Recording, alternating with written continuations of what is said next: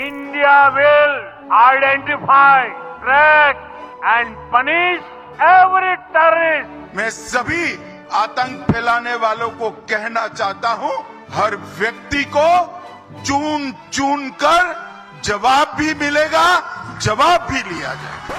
अमन की आशा, अरे किसकी अमन और किसकी आशा? किसकी अमन और किसकी आशा? तुम्हारे हाथों से मैं बिरयानी बनवाऊंगा और लिटा लिटा के तुम्हें मिट्टी और कीचड़ में तुम्हें बाहर धूप में बिठा के रखूंगा। गाँव मुतर पिलाऊंगा तुम्हें, गाँव मुतर। ये स्टप्पर को गाँव पी ले तेरे मुंह में अपने पी ले, पानी की जगह पियो गधे का। जिस बंदे का नाम ही मेजर सूर हो तो वो सूर ही होगा ना, सुअर होगा वो ना, सुअर की तरह भौंकेगा। दिमाग खराब हो गया है तुम्हारा। दलील किस्म के दो कौड़ी के लाहौरी पाकिस्तानी पंजाबी चीन की भीख पे पलने वाले, तुम्हें शर्म नहीं आती? वैसे दिमाग खराब तो था और है और हमेशा रहेगा।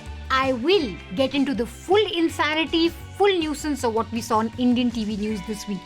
But first, an important message. For those who don't know, I'm a proud son of someone who served in the Indian Army as a Special Forces officer for 30 years. Someone who's won a gallantry award for killing Pakistani terrorists at a very young age.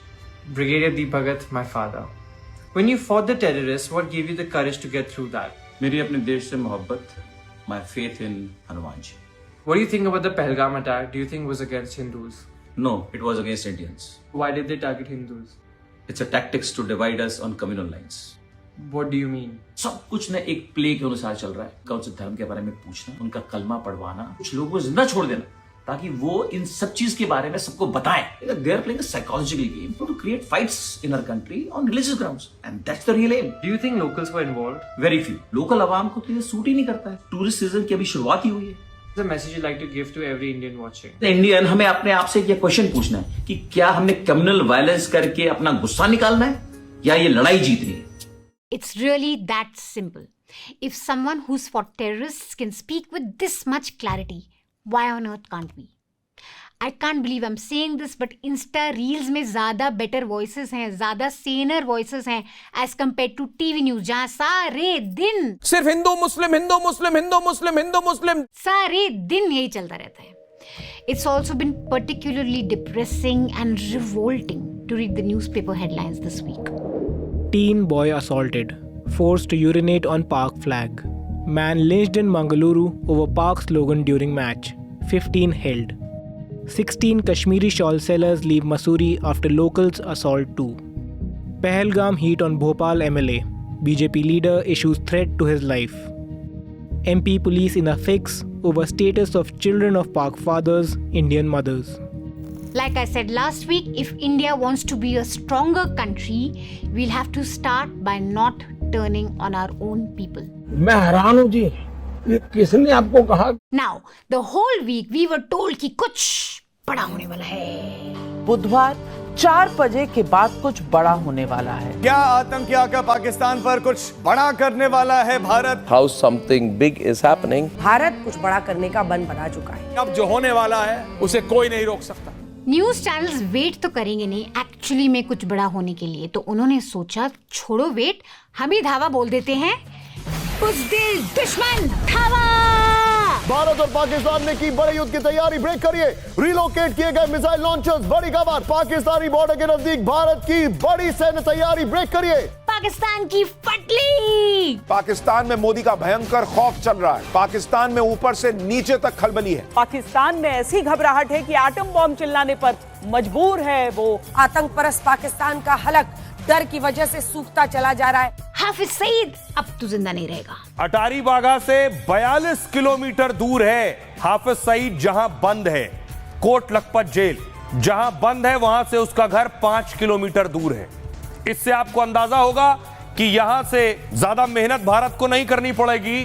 सिर्फ 42 kilometre दूर ही जाना है अगर jail में निपटाना है. PoK अब हमारा है. अगर भारतीय सेना पीओके में गिलगित बाल्टिस्तान को हासिल करने से पहले पीओके के इस छोटे क्षेत्र को हासिल कर ले, ये चंद घंटे का काम है. ये चंद घंटों में मुमकिन है. कितने सारे वेपन्स हैं हमारे पास, कितने सारे, इतने सारे. पाकिस्तान आर्थिक स्थिति और हथियारों के मामले में भारत के आगे बिल्कुल बौना है. इसीलिए अब उसे रात में भी नींद नहीं आ रही. पाकिस्तान अलग थलग पड़ चुका है, अकेला पड़ चुका है और ऐसे में इसी के चलते लगातार पाकिस्तान की उम्मीदें टूटती जा रही, कॉन्फिडेंस जीरो होता जा रहा है, क्योंकि पाकिस्तान को पता है कि हथियारों के मामले में भी वो भारत के सामने शून्य है। Pakistan, we want revenge and we will take revenge. ये देखो कितनी सारी मीटिंग्स कर रहे हैं हम लोग। प्रधानमंत्री नरेंद्र मोदी ने बड़ी बैठक की है। प्रधानमंत्री आवास में एक अहम बैठक जारी है। ये जो बैठक है ये आम बैठक नहीं है, कल एक नहीं 4 बैठकें हैं। जो आपको दिखा रहे हैं ये आज की तस्वीर है। प्रधानमंत्री नरेंद्र मोदी ने आज जब मीटिंग की है, ये मीटिंग करीब 1 घंटे चली है। सुबह से बैठक पर बैठक चल रही है। ये लो और मीटिंग। प्रधानमंत्री नरेंद्र मोदी ने बड़ी बैठक ली है और सेनाओं के प्रमुख मौजूद थे और इस बड़ी बैठक में लंबी बैठक चली है। ये ले मीटिंग पे मीटिंग। प्रधानमंत्री मोदी की अध्यक्षता में अहम बैठक बुलाई गई है। प्रधानमंत्री आवास में एक के बाद एक बैक टू बैक 5 मीटिंग्स हुई। Reporters at one point didn't even know what the meeting was all about, but they were asked to go on talking about these meetings, and they just kept going on talking about these meetings without really knowing what these meetings were all about. Exhibit A. What happened there in the meeting? What decisions taken regarding Indus? What was the focus of that meeting? Well, the meeting is currently underway here at Union Home Minister Amit Shah's residence, where Jal Shakti Minister C.R. Patil had arrived nearly half an hour ago. The next step in course of action is going to be chalked out in this particular meeting. On the other hand, there is also another meeting which was at Prime Minister's residence a short while ago, which is now over. This meeting was attended by the Army Chief. As we record this show on a Thursday morning, India has in fact held several diplomatic meetings. The PM has indeed held many meetings as he would naturally in the course of planning our options. But do we really have to make a 24/7 news cycle out of it कि PM कब कहाँ किसके साथ meeting कर रहे हैं? इसमें news क्या है यार? मोदी जी, आप जो भी डिसाइड करेंगे हम आपके साथ हैं। I know that after the Pahalgam attack, everyone has been waiting for India to launch a counter-offensive. But guys, have some patience. National security matters patience, precision और secrecy से होते हैं। चिल्ला के सारी स्कीम नहीं बताते हैं टीवी चैनल्स पे। ये कभी नहीं सुधरेगा। और जो लोग बहुत उतावले हो रहे हैं वॉर के लिए, भाई तुम्हारे लिए इंडिया ने ऑलरेडी लॉन्च कर दी है war. India has already deployed our most dangerous, most unpredictable and arguably the loudest weapon of mass destruction against Pakistan. Bharat is getting battle ready for revenge. It is time for Pakistan to pay back for Pahalgam carnage. क्या नविका, सो ठंडा, ऐसे थोड़ा ना मिलता है revenge, थोड़ा aggression लाओ। Hindi channels पे चले जाओ। अब $5 ट्रिलियन इकोनॉमी बनने वाले हैं। आपकी तरह भिखमंगे नहीं है हम। जिब्बार, now we need some strategic urination by Pakistan. Pakistan की पैंट गीली और ढीली हो गई है। वाह। And now time to launch the totally ballistic missile, गौरवाया। सर काट के लाएंगे आसिम मुनीर का, सर काट के सड़क पे खेलेंगे फुटबॉल नोएडा के। नोएडा की सड़कों पे सर से फुटबॉल खेलेंगे। ये वॉर रूम है या FIFA under 19 trial, under 15 trial? आप मुझे 2 घंटे के लिए आसिम मुनीर दीजिए। मार के सुअर ना बना दिया ना, आसिम मुनीर मानेगा कि सुअर आजम है वो, सुअर आजम। Gentleman soldier, anyone? The Indian Army prides itself on showing discipline, restraint and professionalism even under gross provocation. Instead of showing calm, measured strength, this man is busy giving auditions for Roadies Indo-Pak edition.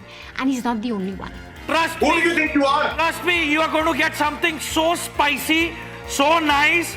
है ये threat है या Zomato का ad? As we all know, words are not enough, and so Z News decided to go full infantry mode. बातें तो बहुत अच्छी हो रही हैं, लेकिन सवाल ये है कि पाकिस्तान के खिलाफ ये जो जंग है, ये मैसेज बड़ा जाना चाहिए। Yes, बड़ा मैसेज जाना चाहिए। We need to make them pee in their pants, as Aishwarya said. क्या करेंगे हम बड़ा? आपके पास असादी साहब, ये पाकिस्तानी फ्लैग, ये फाड़ डालिए। फ्लैग फाड़ दिया, इतना बड़ा मैसेज। हमारा कोई ताल्लुक नहीं है। ये लीजिए पाकिस्तान झंडे को हम कर देते हैं। ये लीजिए, ये गया पाकिस्तान का झंडा भी गया। पाकिस्तान डिस्ट्रॉयड। असादी साहब के पास एक और टुकड़ा पड़ा था, उसे भी बिल्कुल और भी छोटा कर दिया। इतना छोटा कर दिया ये टुकड़ा, इतना छोटा। यही नहीं, ब्रिंग इन द पाकिस्तान को मसल दो ब्रिगेड, लाइट्स, एक्शन, कुचल दो दुश्मन को। बल्कि मैं इसके ऊपर पैर भी रखता हूँ, पैर से भी चलता हूँ। ये देखिए, हम लोगों को इतनी नफरत है, ये है हम लोगों को इतनी नफरत, ये देखिए। देख लिया, हम सब ने देख लिया, बट आई ट्रूली होप दुनिया ना देख रही हो ये नौटंकी। War on the border is one thing, but war on TV news, it's a full-blown media circus. Anchors turned generals, debates turned into dogfights, and the nation tuned in for drama over news. And the playbook is quite simple. Step number 1, get a couple of Pakistani experts who look like they accidentally wandered in from a Facebook comments section. Step number 2, pit them against our homegrown nutters. Step number 3, get the biggest nutter to moderate the two nutters. ये डर गए, ये डर गए, ये डर गए, ये डर गया Pakistani. Arnab was doing this nautanki the very next day after the Pahalgam attack.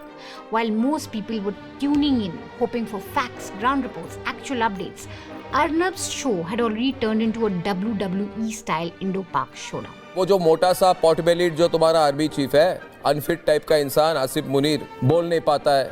Asif Munir, वो जो मोटा सा है ना, वो पॉटबेली। इंग्लिश चैनल में वैसे Arnab was a little more posh. With Shahbaz Sharif admitted in hospital really unwell, I think he's got hemorrhoids, so he's got some problem like that. Okay, maybe not posh. But here's the thing. Arnab set the battlefield blueprint. All other channels deployed their own shouting brigades to match up. And this was happening in a week when the Indian government banned 16 Pakistani YouTube channels for provocative content. देसी news anchor ने सोचा क्या हुआ तुम ban हो गए, तुम हमारे स्टूडियो में आओ, तुम्हें गाली गलौज करनी है, तुम हमारे आओ, हम तुम्हें फुल छूट देंगे। ये सबसे पहले जिस दिन ये अटैक नाच बेटा, तू नाच पहले। देखे ये रंडियों की तरफ पैसे दिखाएगा, फिर मैं इसके ऊपर पड़ जाऊंगा। Did I really hear that on national television? देखे ये रंडियों की तरफ पैसे दिखाएगा, फिर मैं इसके ऊपर पड़ जाऊंगा। अभी मारूंगा तुम्हारे मुंह पे लाहौरी पंजाबी गंदे कीड़े नाली। Times Now Nav Bharat was one of the worst offenders that allowed full गाली गलौज by Pakistani panelists. गाँव मुतर पिलाऊंगा तुम्हें, गाँव मुतर, ये इस कपल को गाँव पी ले तेरे मुंह में अपने पी ले, पानी की जगह पियो गधे का, गधों का पी ले तू पानी की जगह, तू पिएगा, गधे का पिएगा तू पानी। पूरे हफ्ते हमने क्या क्या देखा, मतलब इतनी सी ग्रेड डिबेट्स हो रही थी कि इनको सी ग्रेड भी नहीं बोल सकते, मतलब घटिया बिल्कुल। एक वो पागल कुत्ता नहीं होता, पागल और मैड डॉग, रेबी डॉग, वो हालत होने वाली है पाकिस्तान की। तुम्हें मैं अपने कुत्ते के पिंजरे में बांधूंगा, करना याद रख। घाट का तुमने कुत्ता बोला, ये लो सूअर इन रिटर्न। जिस बंदे का नाम ही मेजर सूर हो तो वो सूर ही होगा ना, सूअर होगा वो ना, सूअर की तरह भौंकेगा। अरे सुनिए, ओ गंजे, ओ मेरा नाम तूर है और तूर तुझे चूर चूर करेगा। And then Toor Saab just continued with his very strange threats. अरे जब तुम बाथरूम घुसोगे ना सुबह सुबह अपना पेट क्लियर करने, ना तुम्हें पानी नसीब होगा और ऊपर छत से मिसाइल भी आने का डर होगा, तुम्हें छपने की जगह नहीं मिलने वाली। More toilet level threats. Pakistan में छुपा दुश्मन या दुनिया का बड़ा से बड़ा एंटी नेशनल भी इतनी बेइज्जती नहीं करा सकता इंडिया की जितनी इन लोगों ने करी है हर रात इस हफ्ते। Is no one in the government watching this? I mean, should the INB ministry not step in and penalize these guys, making a total mockery of what has happened to us over the past 1 week? Across all channels, there was a silent competition. कौन debate का level कितना और नीचे गिरा सकता है? Can you believe that in all of this shit show, it took a Pakistani panelist, our sworn enemy number 1, to urge some sort of civilized discourse? जिस तरह की गुफ्तगू इस वक्त चल रही है, मैंने आपके गेस्ट कोऑर्डिनेटर से रिक्वेस्ट की थी कि देखें जी, अगर गुफ्तगू सिविलाइज मैनर में होगी तब तो मुझे लीजिए, वरना मैंने उनसे माजरत की, लेकिन उन्होंने कहा कि नहीं, हमारी होस्ट का मुझे आपका तारुफ करा है, सब कुछ किया। लेकिन इस वक्त जो गुफ्तगू है, जरा आप खुद उस पर गौर कीजिए। नविका को आई थिंक गुफ्तगू का सिर्फ गू समझ आया एंड शी कैरीड ऑन। आप मेजर गौरव आर्या से माजरत करिए और आप दफा होइए यहाँ से, आप दफा हो जाइए यहाँ से। 2 मिनट के अंदर 2 कौड़ी के लाहौरी पाकिस्तानी पंजाबी चीन की भीख पे पलने वाले, तुम्हें शर्म नहीं आती? आसिम मुनीर के बूट पॉलिश करने वाले Lahori. Just look at Navika's face and how she has a smirk on the face when both panelists are exchanging abuses. That is an anchor who can see dollar signs as each abuse is exchanged. Ka-ching! And just in case you thought there was only one night event, Gaurav Arya was back again on Tuesday. उस्मा जी, आप में क्या of का button नहीं है madam क्या? And then back again on Wednesday. Ram मंदिर उत्तर प्रदेश में है। उत्तर प्रदेश में बच्चा पैदा होता है, माँ के पेट से हाथ में कट्टा लेके पैदा होता है। क्या बात कर रहे हैं साहब?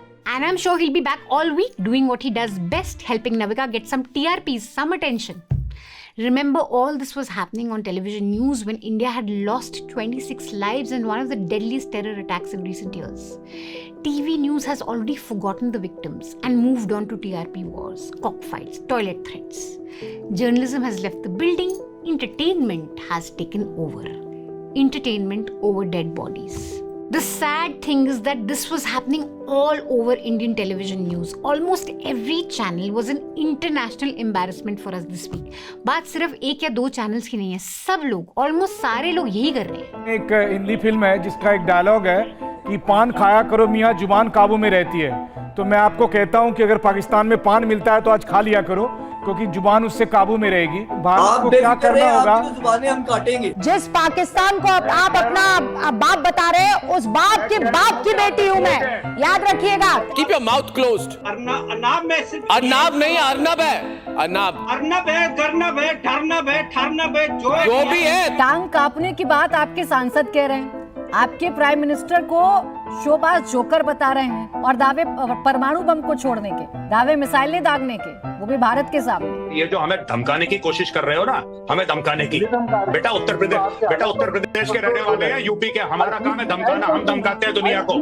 तो हमें मत सिखाओ ये सब, ठीक है? ये सब चल रहा था तो अर्नब ने सोचा यार फॉर्मूला तो मैंने दिया सबको कॉपी करने के लिए और अब सब मेरे को ही पीछे छोड़ रहे हैं। So he got another ingenious idea. He got one pro Shahbaz Sharif panelist and another panelist from Imran Khan's PTI. And he's like, चलो इंडिया पाक लड़ाई से अच्छा अब हम पाक लड़ाई देखते हैं. ये ISI के टट्टू. You saying she's a ISI ka tattoo? Okay, whatever that means. They don't have any respect. She's a ISI ka tattoo. Arnab was enjoying all of this a little too much, I would say. Look at the fight. Look at the what's happening inside Pakistan. They're going to fight us. They're going to attack us. They're going to respond to us. These people, these Pakistanis. Indo पाक लड़ाई से bore हो गए तो पाकिस्तानियों को लड़ते हुए देखो. At one point, the BJP spokesperson said what was going through in all our heads. I have seen on your show, we have witnessed on your show between two Pakistanis is just the kind of entertainment we needed in these stressful times. And mind you, exactly, this was all entertainment. And no, actually, we didn't need it at all because all this circus is a royal insult to those who lost their lives. Republic network बहुत बुरा network है. इतना सारा चीखम chilli के बाद anchors ने सोचा भाई हम तो फोर्थ पिलर हैं, सवाल तो पूछना हमारा फर्ज है. तो उन्होंने सोचा सवाल पूछते हैं.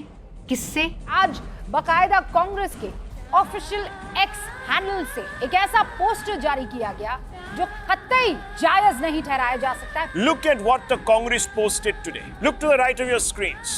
सरतन से जुदा imagery, coarse, the imagery of savages, viewers. I want to ask you, Sonia Gandhi, Antonia De Maino, would you or your son speak against Italy in the way that you're speaking against Bharat? Congress simply posted a meme on Twitter, a parody movie poster to ask questions like why didn't the PM attend the all-party meeting? Why no special parliamentary session? Why was the Prime Minister in Bihar at an election rally after the attack? All these are valid questions and maybe they used a questionable meme to put these questions forward. Maybe the meme was not in great taste. You may not think this poster is particularly smart, but it is a poster of the movie Gayab. Like it's just a take on that movie. Symbolic hai bhai, literal nahi. BJP, as always, decided to go full ballistic and anchors lost radio contact with reality.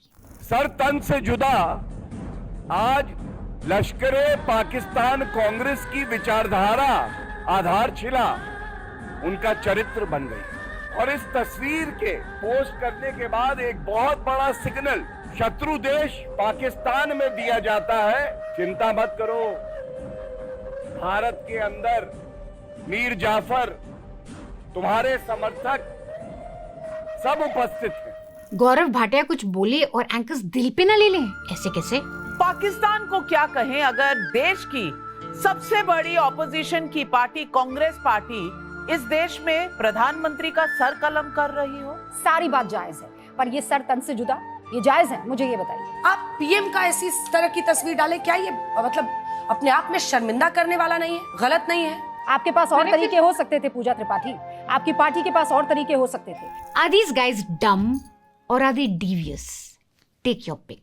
But the fact is that this poster was not literal and it's not supposed to be taken as such. जैसे कि रूबिका, जब लोग बोलते हैं कि तुम गोदी media हो, इसका मतलब ये नहीं है कि तुम लिटरली मोदी की गोदी में बैठे हो. It's symbolic for your absolute inability to hold power to account. It's a symbolic sentence. मेरे देश के प्रधानमंत्री को, आपके देश के प्रधानमंत्री को, आपके और मेरे प्रधानमंत्री को इस संवेदनशील टाइम पर इस तरीके से सर तन से जुदा दिखाते हुए आपको जरा शर्म नहीं आई? आपको जरा शर्म नहीं आती रूबिका? इस टाइम पे भी सरकार की चाटुकारिता करते हुए, इस समय पे भी नेशन को डिस्ट्रैक्ट करते हुए थोड़ी सी भी शर्म? चाहे वो इंदिरा गांधी होती, चाहे वो नेहरू जी होते, चाहे वो कोई और प्रधानमंत्री होता, मैं कहती हूँ मनमोहन सिंह होते, अगर कोई इस तरीके के पोस्टर लगाता तो पूरा देश कहता आग फूंक। इतना गुस्सा तो रूबिका को पहलगाम के अटैक के बाद भी नहीं आया होगा जितना अब आ रहा है, क्योंकि मेरे पीएम से सवाल पूछे शर्म नहीं आती। वो फवाद चौधरी पाकिस्तान में बैठकर खिल्ली कर रहा है, थैंक्स टू यू खिल्ली कर रहा है। Thanks to you, Pakistan हम पे हंस रहा होगा. Thanks to our media, not just Pakistan, we're a laughing stock for the whole world. TV news is already giving the world enough material to laugh at. Anchors play dress up army and scream war cries in studio bunkers. अरे कान खर खोल के सुनो पाकिस्तानियों, पूरा भारत जंग चाहता है तुम्हारे साथ। While they host WWF style Indo-Pak matches with abuses instead of analysis. While they invite Pakistani panelists only to out-soar each other. सुअर के कबाब खिलाऊंगा, समझे? One thing becomes painfully clear. We have become a full-blown parody if we go by our national television news channels. We aren't seeming like we have soft power. We just seem like we're soft-headed. And when newsrooms behave like meme factories and anchors act like cartoon generals, why would any country, friend or enemy take us seriously? I can't repeat enough that this shit is happening. This whole TV news circus is happening while the victims are still mourning the people that they have lost. All these Deshpremis have moved on from what happened to the victims. Thankfully, we had BBC to remind us of their pain, to make sure that we stay focused on what the victims are saying. Shubham was the first who was being approached. उसको approach किया and पूछा हिंदू है मुसलमान, हम समझ नहीं पाए कि वो बोलना क्या चाह रहा है। तो हमने उससे दोबारा पूछा क्या वो भैया, तो उसने लाउडली बोला थोड़ा, हिंदू है कि मुसलमान, मुसलमान है तो कलमा पढ़। तो हम दोनों ने स्माइल करके बोला, हमें अभी तक लग रहा था कोई प्रैंक कर रहा है। वी हैड नो आइडिया कि द नेक्स्ट सेकेंड हम बोलेंगे कि हम हिंदू हैं, ऐसा कर देंगे। The sentence was not even properly finished, they shot him here. उन्होंने मुझे गन ऐसे करके मेरे को बस ऐसे हिलाया और चले गए।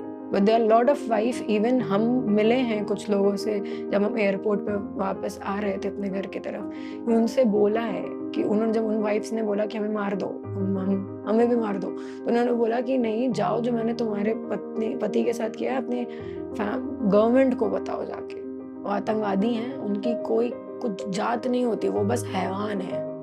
तो ये हिंदू मुसलमान ब्राह्मण ये वो हम क्यों ला रहे हैं? ये इंसान नहीं है, ये जल्लाद है।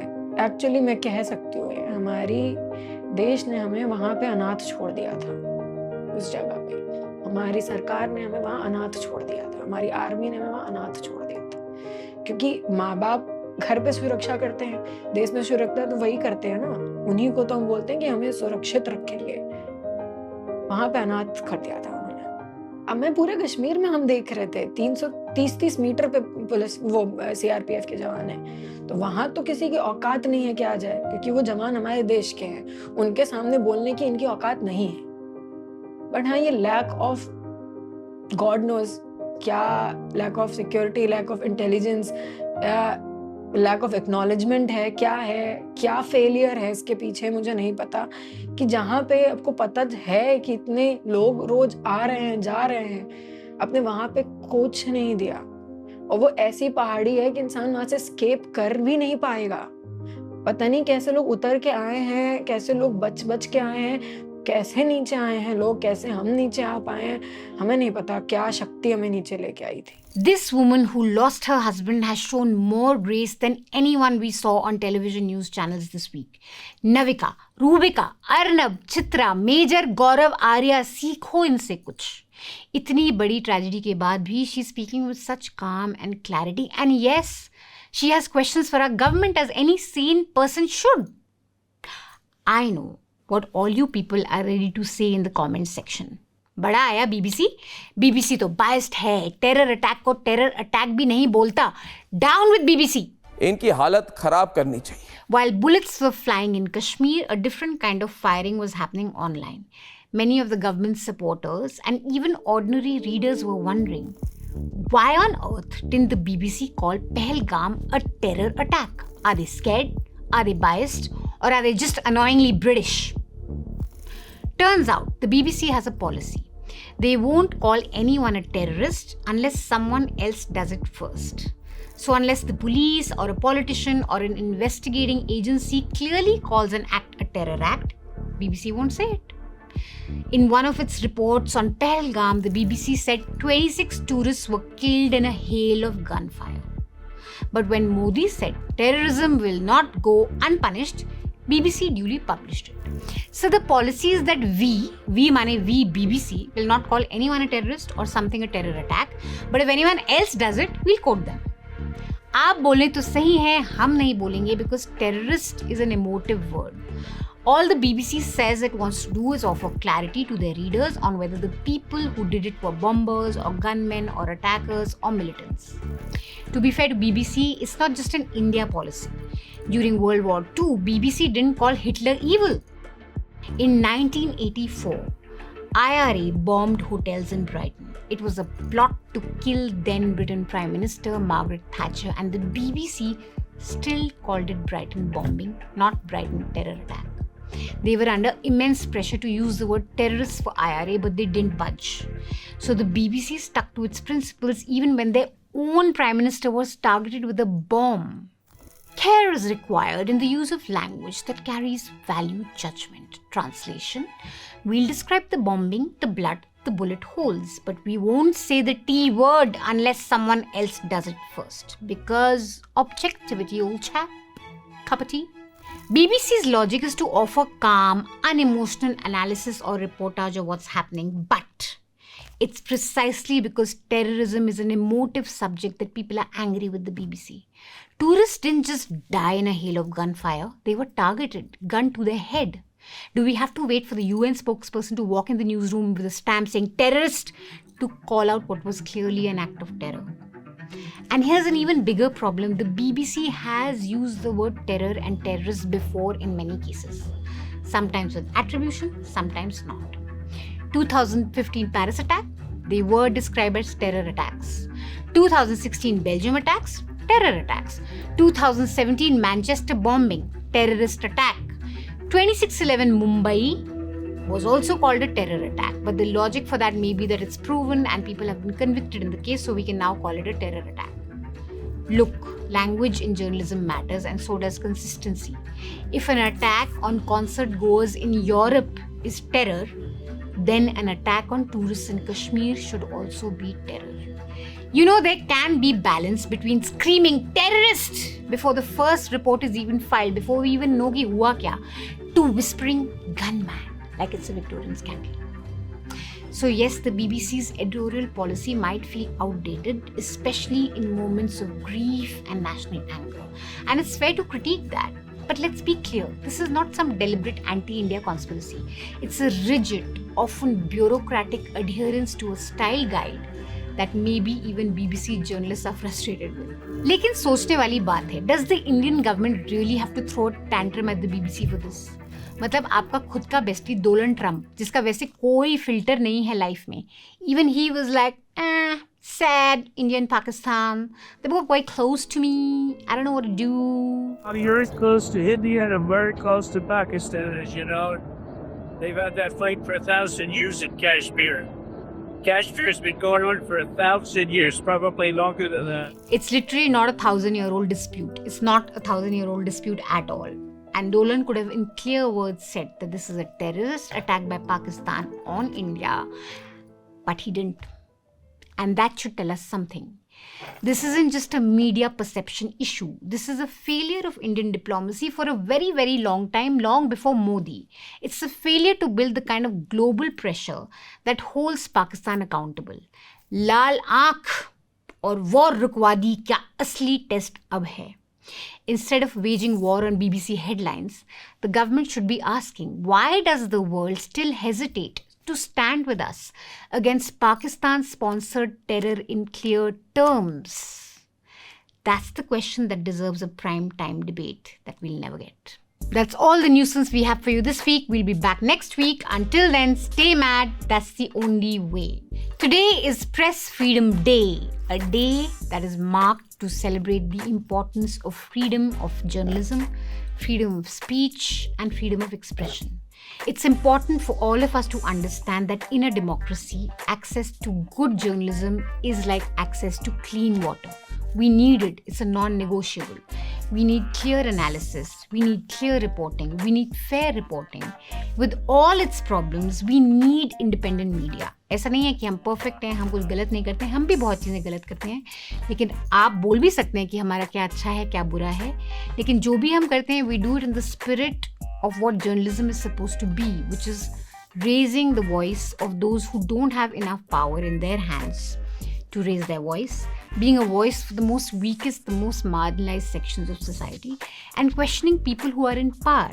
जिन लोगों के पास बहुत करोड़ पैसे हैं अपना PR करने के लिए, अपने एड्स छपवाने के लिए हर रोज़ न्यूज़पेपर में, उनसे सवाल पूछना ज़रूरी है, क्योंकि और कोई नहीं पूछेगा. If you believe in the value of free press, of an independent media, then I really request you to subscribe to News Laundry this Press Freedom Day. We have a QR code flashing on your screen right now. First 500 people who will subscribe will get a 1+1 offer from News Laundry Muft Mein for Press Freedom Day. So here's a QR code. Please scan it, choose an amount that's convenient to you and support us. We really, really do need it.